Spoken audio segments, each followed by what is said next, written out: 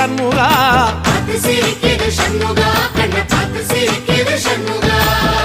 தென்பழனி சுத்தி சுத்தி மயில் பறக்குது சண்முகா